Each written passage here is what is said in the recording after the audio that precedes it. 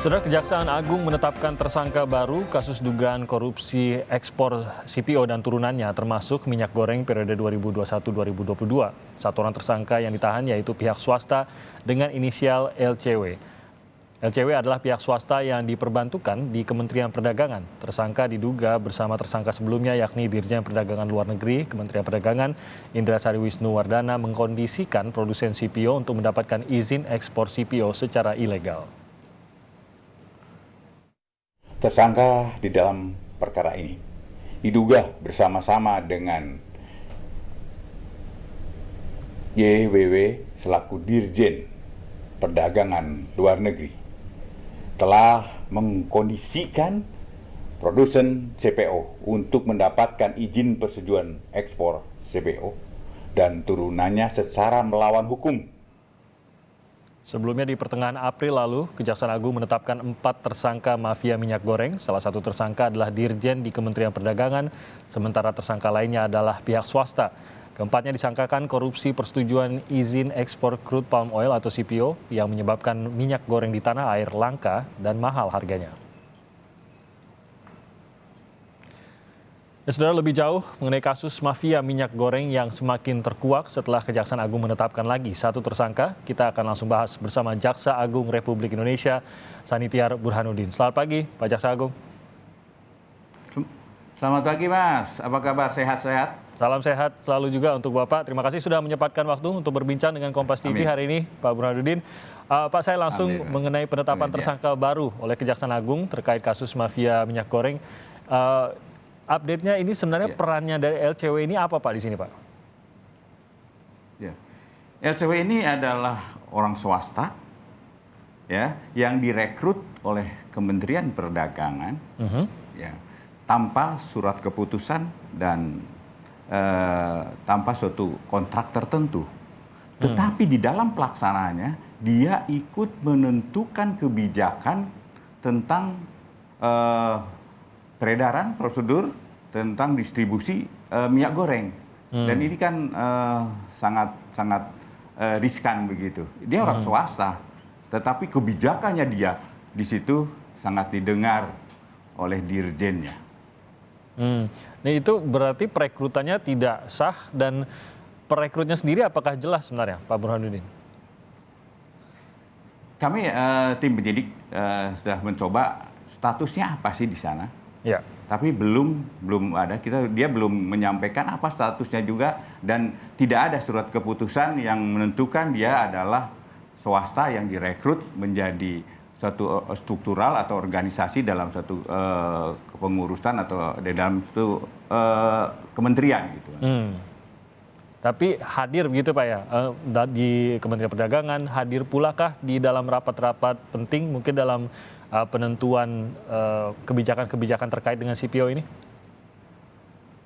Iya, hadir dan ikut menentukan kebijakan ini. Kami punya bukti-bukti digitalnya bahwa dia ikut serta dalam keputusan ini. Berarti ada di dalam rapat-rapat tersebut.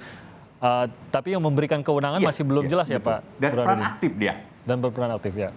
Gimana, Mas Dulan? Yang memberikan kewenangan untuk hadir dan bahkan seperti kata Pak Burhanuddin tadi, bahkan bisa menentukan bersuara juga dalam rapat-rapat tersebut. Siapa yang memberikan kewenangan tersebut masih belum jelas, Pak? Kita sedang dalami, Mas. Tetapi mestinya kita tahu pasti ada yang menentukan di situ siapa yang mendudukan dia di situ. Kalau hubungannya dengan 4 tersangka sebelumnya itu seperti apa, Pak? Kalau hubungannya justru itu, Mas. Dia ini menentukan ya, yang tadinya DMO itu 20%, dia sampaikan cukup dengan komitmen aja. Ini kan sangat berbahaya. Harusnya kan 20% ini untuk PE. Untuk PE itu syaratnya adalah DMO 20%. Dan itu harus dilihat faktanya di lapangan. Tapi ternyata hanya dengan suatu komitmen aja, dia menentukan itu udah tidak perlu melihat lapangan, tapi komitmen aja yang akhirnya terjadi ini. Dan memang kalau di dalam laporan-laporan, ya 20% semua sudah terlampaui, bahkan ada 26% untuk dalam negeri. Tapi faktanya di lapangan barang tidak ada. Artinya apa? Artinya itu adalah adanya satu pelanggaran di situ.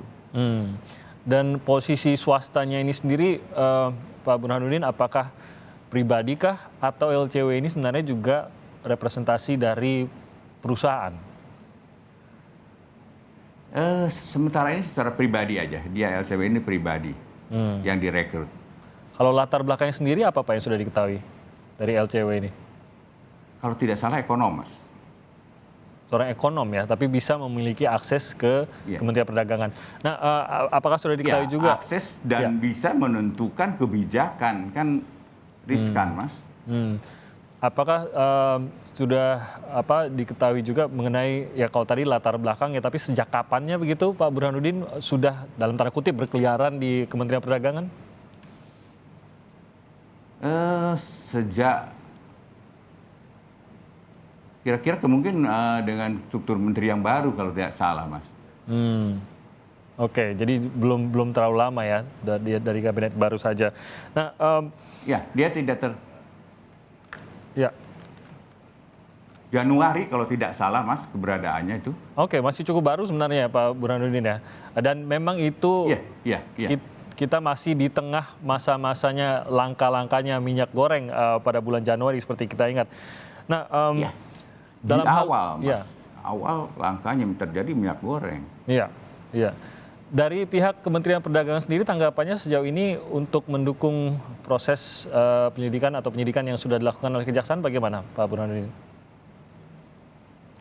Dari Kementerian sangat terbuka, Pak, untuk kami ungkap semuanya, siap, Mas. Jadi siap mensupport. Sangat bagus. Siap akan siap. Oke. Nah, Pak Burhanuddin, ini penetapan tersangka baru kasus mafia minyak goreng ini kan, ini juga seakan menjawab kepercayaan masyarakat saya yakin Bapak juga membaca juga atau mengikuti survei nasional yang dilakukan beberapa waktu yang baru ini. 68,7% masyarakat yakin Kejaksaan Agung mampu menuntaskan kasus mafia minyak goreng. Ini mungkin mendorong tentu saja kepercayaan diri dari Kejaksaan Agung, tapi di sisi lain juga menjadi mungkin ya Pak ya dilihat sebagai inilah beban yang diberikan oleh masyarakat bagi Kejaksaan Agung agar benar-benar bisa mengungkap sampai tuntas begitu, Pak Jaksa Agung. Anda sendiri melihatnya bagaimana? Ya, tentunya ini kepercayaan masyarakat begitu pasti kami akan tuntaskan, Mas, dan harus dituntaskan. Siapapun di balik itu, Pak, dalam arti ini kan selalu ada kecurigaan, ada yang juga memiliki kuasa begitu, kemungkinan juga yang bermain di sini ataupun mungkin saja keterlibatan aparat lainnya. Ya, sepanjang ada fakta, ada data, ada keterangan yang menentukan mengarah ke situ, kami insya Allah tidak akan ragu, Mas. Kalau dari kerugian sendiri, Pak Burhanuddin, dari Kejaksaan sendiri sudah ada perkiraankah berapa sebenarnya kerugian negara, belum lagi kerugian di tengah masyarakat tentu saja. Saat ini kita ingat masih dihitung bersama BPKP, tapi apa yang sudah diketahui? Sama saja kami terus bersama BPKP, Mas, untuk menentukan, karena kan ini tidak hal yang betul yang tidak mudah gitu. Ya. Kami terus koordinasi terus, kami kerjasama harus setiap hari ada aparat kami dan aparat BPKP itu bekerja sama terus untuk mempercepat untuk mengetahui berapa sih kerugian yang ditimbulkan.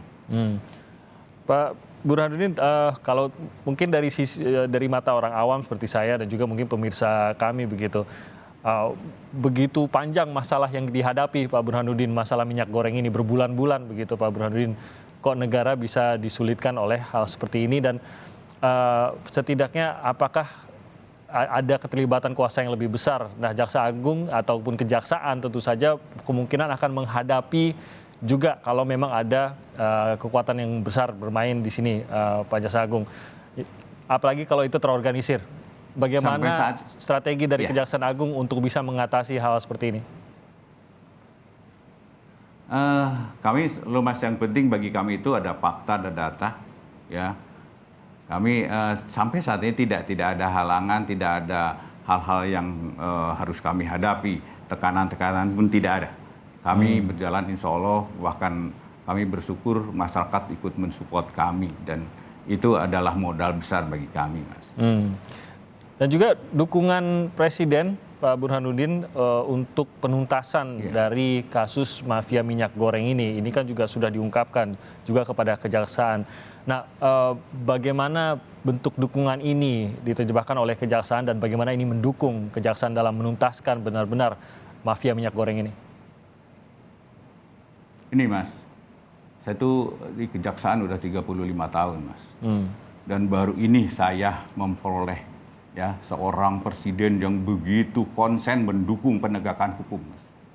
Saya mungkin tidak bisa menyelesaikan Jiwasraya, tidak bisa menyelesaikan Asabri dan kasus-kasus lain kalau tanpa dukungan penuh dari presiden. Dan sangat mensupport untuk penegakan hukum. Itulah Presiden Jokowi, Pak. Jadi Anda yakin bahwa apapun pergerakannya, siapapun yang nanti mungkin saja mencoba menghambat penyelidikan, akan ada dukungan setidaknya dari istana dalam hal ini ya? Siap, Mas, siap. Baik, nah dari kejaksaan sendiri, adakah target dalam penuntasan kasus minyak goreng ini, Pak Burhanuddin? Sesegera mungkin, Mas, karena kami masih kasus-kasus lain kan banyak nih, Mas. Jadi kami memang targetnya anak-anak saya suruh, ayo kerja lari cepat, tepat, dan tuntas. Baik, tentu saja kita akan menantikan bagaimana komitmen ini juga bisa nanti diterjemahkan dalam hasil-hasil dalam penuntasan dari mafia minyak goreng ini. Jaksa Agung Republik Indonesia, Pak Burhanuddin, terima kasih banyak sudah bergabung bersama kami pada pagi hari ini. Sehat terus, Pak Burhanuddin.